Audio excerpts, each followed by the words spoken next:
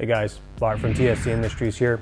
In this video, we're going to show you the installation of these TST Industries LED flush mount signals on a GSX-S1000F. Our signals are available in a choice of clear or smoked lens. They have 15 super bright LEDs per side. They include all the necessary mounting hardware that you'll need, and they're also available with an optional set of harness converters that take the bullet style connectors that are found on these lights and convert them to an OEM plug that is specific to this bike. It's a fairly straightforward installation. Let's begin. So the first step will be to disassemble the OEM units from the bike, and then we'll be able to replace our nice LED units in this well that is actually very similar shape to our LED flush mounts. The disassembly involves removing one 8mm nut from the back of this unit and undoing one plug. We've taken off this one panel from the top of the bike here to enable us to shoot video in there so we can show you guys exactly how it's done. This is not a necessary step for the installation. This is actually one of the easiest bikes that we've installed these on. It doesn't require the disassembly of any body components. It's seriously, you get in from the inside, remove the nut, remove the plug, and it comes right out. So you don't need to take this off. We'll move on to the disassembly. Okay, so the plug I was talking about previously is right here. We'll identify this plug for removal. There's a tab on it that we will need to pry up, and the plug disengages. There's the harness portion. Pry up on this, and the male portion will pop off. And the nut we will need to remove is right here. So I will do that now.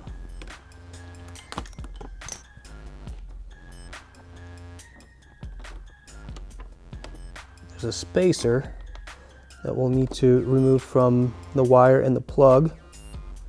Once that comes out, the OEM unit comes right off. We can put that to the side. I typically make it a habit to group all the parts together. So I will replace the nut on this unit and now put it to the side. All right, so now we will need to pre-configure our signal assembly. We will take the flush mount, put on one of these nuts, flange first towards the signal. Now we will connect the bullet connectors to our harness converter here, yellow to yellow, black to black. Now these connectors here have insulators, but unfortunately these insulators do not stay in place very well. So what we'll do is just throw a couple of windings of electrical tape around this just to lock them in place to make sure that later down the line these things don't slip off and you don't cause a short here, blow a fuse. So first we will make sure that the electrical conductors in these connectors are fully covered and bottomed out. And now we'll just use some electrical tape or harness tape or whatever you guys want to use that will have the longevity that we're looking for here. We've had comments from some guys using heat shrink over this connection. That is also a good candidate for an insulator and a lockdown method for our inner insulators here. So now that we have this pre-configured, we can move forward to installing it on the bike. All right, so now we will take our pre-configured assembly here and pass it through the well and the hole in the fairing. And before I move any further from this step, I will plug it in, power up the bike, and test it. Make sure that I have an operating unit here. Power down the bike and align our new flush mount signals in the well. spin the nut onto the threads. And here's the trick to this installation. You need to look directly at the flush mount sitting in the well to make sure that before you tighten down on everything, you have enough bite on all the components of the well and that the nut from the back engages on all the features of the rear of the well, making sure that we don't have it pop through like I just did. It can take a couple tries. If you push it all the way forward, that usually helps, and center the back. All right, so the trick to a successful installation here is to distribute the pressure on the front of the fairing well properly without having the signal pop through, and also making sure that the flange of the nut engages properly against the rear of this well. It's sort of easy to over tighten this a little bit out of place, and this will pop through and won't hold your signal in place. So what we need to do is find that nice medium for where this will finish up here. I think I've done that here.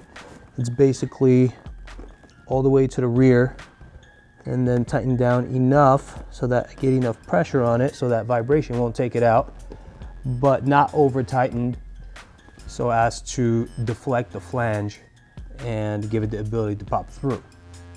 So now that I've done that, I'll need to make sure that my wire is not just sloppy here and hanging out all over the place. Now I'll just grab a zip tie and bunch up this wire here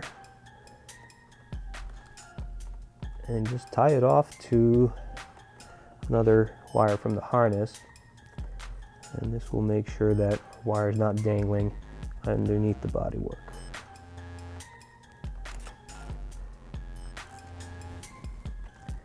So I have it where I want it. I will snip this and we will move on to the left side of the bike.